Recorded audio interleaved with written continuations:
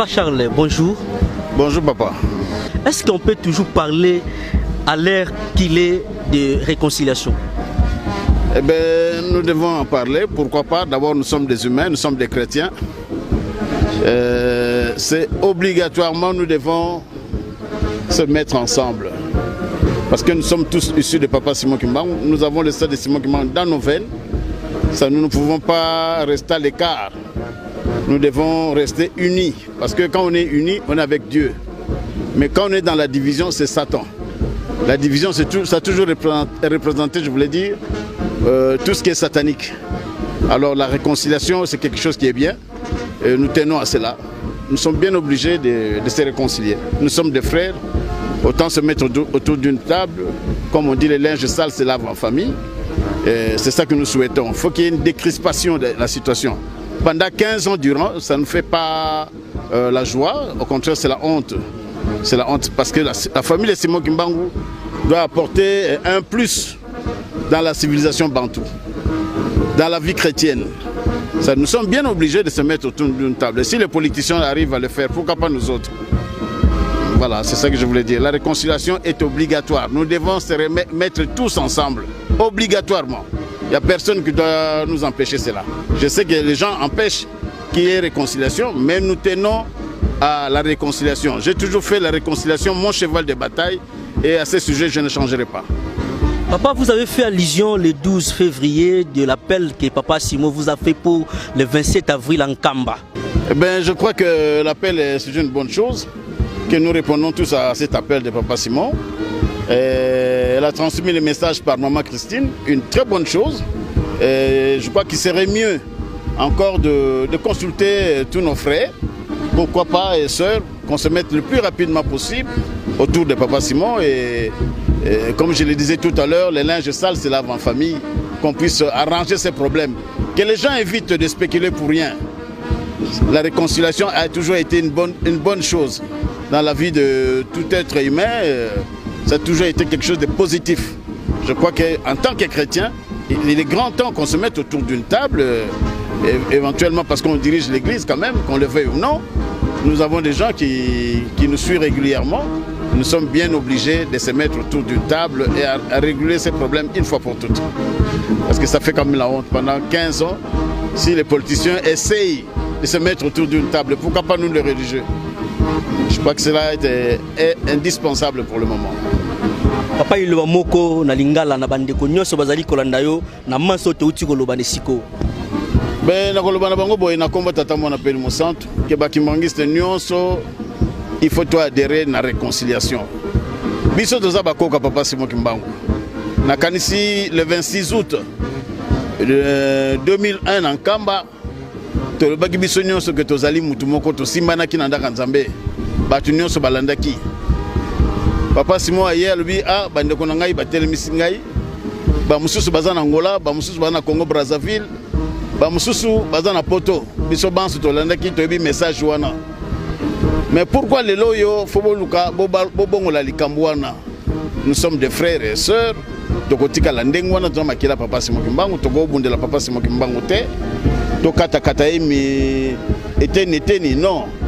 Ezali biso bakoka Papa Simon Kimbangu totika biso tozala eloko moko parce que vous nous empêchez de se mettre ensemble. Parce que Moutio sazolinga ko tirer ficelle de son côté pour être toko koyoka na te. Mais tout est liquide, la réconciliation est une obligation. Depuis le début de la crise jusqu'à ce jour, nous continuons toujours à la réconciliation. Et c'est la condition parce que papa le bien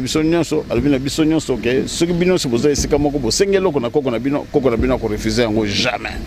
Alors bien ceux qui vous vendent bien pour singuler comme moko na koko na bino refuser bino jamais et ce que totali ndenge mokili ngo zotambula ezaki torote alors biso ko kimela lingombe zalité kimepe na mokili ko zalate ça les tous les Kimbangu le savent mais tozo na biso ko considérer en côté parce que pour des intérêts tout à fait matériels mais nous osons croire que cette fois-ci pour que le tina centenaire à Papa Diangenda réconciliation yango ko sala makaka biso nyonso to kota na kati na bonzambe makambo kolobate que l'église à 26 ou l'église à 23 non biso nyonso tozali mutu moko nous sommes des kimbanguistes quand on parle de 26 c'est l'église té ezali bato bazali kondima biso nyonso tozali eloko moko ndenge papa Simon Kiangani alobaki on nkamba le 26 août alobi banda na mutakiadi te na mama Solange tozali eloko moko ba image ezali te que soki tokotruke soki nini image est là eza kaka mauvaise foi ya bato batoninga ke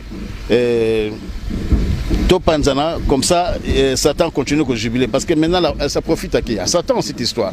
Ils ont profité à Satan. To la mukabiso so bakimbangiste, to za la bomoko, to cha mabonde na biso na likanisimoko pour être ko banda na mutakiadi te na mama Solange to zonga bomoko. Ndenge papa Simon Kiangani alobela ko na nkamba. C'est très important. Mosali na nzambe liloba liboso bimisaka na monoko ya mutezaka beaucoup plus important.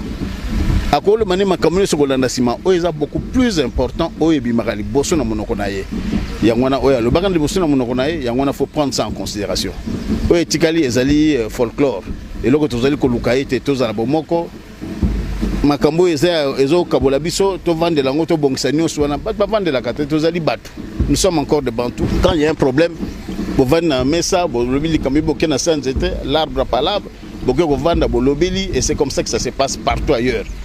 Yangwana na kosenga ete tozala bomoko biso so bakimbangiste à travers le monde to finga te to lobaka makambo ezanga na ngutina ezana na sens te nous sommes des frères papa Simon c'est notre frère papa Zako c'est notre frère toute la famille Kimbangu tozali ba frères et des sœurs c'est du mutoya ko perturber biso na likambona te yango kanga ngaka na lobana bakimbangiste nyonso to adhérer biso nyonso na bolingo penza vrai bolingo parce que ezali na sens te yakolo ba bolingo mibe ko misala. Et quand vous êtes incapable, beaucoup de temps, parce que ça me l'a ou bien ça me l'a non, ce n'est pas chrétien, ce n'est pas chrétien. Nous attendons la makanda ma on banza. Ça trouve yamba bikolo nyon sa mukile ko ya pa na biso. Na komo ya kolo Yesu. Mais quand nous sommes il fallait te démontrer tout pesa image qui toko na église. Tozo pesa image qui toko te. Tokutani a toko pesa na mbote te. Ou bien ndoko mo ko funda intel, ko funda enkimangiste na nini. Ah bango bazo sambela kuna. Oh. Mais ko sambela ezali kama bete. Mais papa balobi na biso boye même na principe méthode ezali ke etambul sakalingomba ya kimbangisme. Na principe méthode balobi na biso na article 11 na kanisi ya nini wana balobi boye. Soki likambo ezali entre bino bakimbangiste bo memaka ngona l'état te. Bo kende bo vanda sika moko bo bongisa yango. C'est comme ça depuis le début ya crise oyo. Jamais biso comment mukanda na l'état pour na kofunda papa Simon ki azaboye to sali yango tambala moko te. To sali yango te pourquoi? Parce que nous estimons que faut to vendre sika moko to vanda to sisa makambo wana. Parce que là ça fait la honte. Ça fait la honte quand on se met pas autour d'une table. Pour na kosola ba ko Simon Kimbangu. Mais c'est pas normal. Hein? C'est normal c'est bon to vendre sika moko na ko bango sans gêne parce que ezali kambo ezomonana eza malamu te. Et le temps que tozonge sika moko to loba makambo to bongisa nyonso ba parents ba bongisela biso to ko kozwango dans l'unité la division t l'union fait la force non mais quand vous êtes divisé vous ne représentez plus rien au moni ba mususu bazo ganga parce que vous êtes affaibli vous êtes affaibli ou bien nous sommes affaiblis moni ba mususu ba nalingo tanga ba kombote vous allez comprendre ce que je voulais dire. Bon, il est bisonné tout fallait tous à acteur et bosso dans ma cambia mboka. Biso. Parce que l'ingomeza papa Simon Kimbangu. J'ai vu nos parents. Nathan en 1990, tant ma cambo ya démocratie na mboka. Ba continuons ce bazar au centre. Tu vois? Bazar au talana nous papa Diangenda. Bazar au talana nous papa Koulouti. Bazar au talana nous papa Fouambanza. Pourquoi? Il faisait ça pourquoi? Parce qu'on représentait une force. Mais aujourd'hui cette force là elle est affaiblie. Pourquoi? À cause de la division. Tu vois, nous devons éviter ça. Tozonga biso banso sikamoko. On peut être représentant encore une force. Surtout tozonga sikamoko comme encore plus fort qu'avant. Et on a parce que ça combat avec les Satan. Ça c'est Satan. La division c'est toujours été Satan. Sa division c'est toujours Satan. Et ça œuvre à Satan. Alors pour tout le monde les Cambona bisonionso, to vendre sikamoko. Balba bilamba salité ba kosokola na katandako. To kamata bilamba na biso salité to kota na katandako. Na kati na famille to bongisi yango to bimi na miso batu makambo se bongi na yango. Oh c'est bambuta l'église ba zo décision non, c'est pas les bambuta l'église. Quand on t'aime ça papa c'est pas les bambuta l'église ba telemisake. Biso to telemisake parce que to yebi kamni to sala kina mokolo wana. Et il faut pas changer la donne. To zonga biso no sikamoko et to senga likamu na tata Nzambe na kolos na papa Simon Kimbangu, tu vois? Là on sera encore plus fort qu'avant. Mais quand on est dans la division, force a diminué. C'est ça que je voulais dire à ce sujet. Merci papa. Il n'y a pas de problème, merci beaucoup.